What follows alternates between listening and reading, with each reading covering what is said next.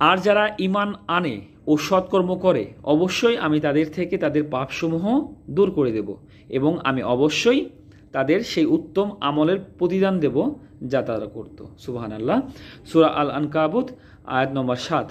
তাহলে এখানে আল্লাহ তাআলা বলেছেন যারা বিশ্বাস করে ও সৎ কাজ করে, মানে যারা বিশ্বাস করে আল্লাহকে এবং সৎ কাজ করে, আমি নিশ্চয়ই, আল্লাহ তাআলা বলছে, আমি নিশ্চয়ই তাদের দোষসমূহকে মার্জনা করে দেব এবং তাদেরকে তাদের কর্মের উত্তম ফল দান করব। মানে আল্লাহকে যদি বিশ্বাস করেন, আল্লাহর দেওয়া নিয়মকানুন যদি আপনি মেনে চলেন এবং সৎ কাজ করেন, নিশ্চয়ই আপনি যে খারাপ কাজ করেছেন, যে গুনাহ করেছেন, আল্লাহ তাআলা আপনার সেই দোষসমূহকে মার্জনা করে দেবেন এবং আপনি যে ভালো কাজ করবেন, উত্তম কাজ করবেন, সেই কাজের ফলাফল অবশ্যই আপনাকে দান করবেন। মহান আল্লাহ সমস্ত সৃষ্টি হতে অমুখাপেক্ষী, কিন্তু তিনি কেবল কৃপা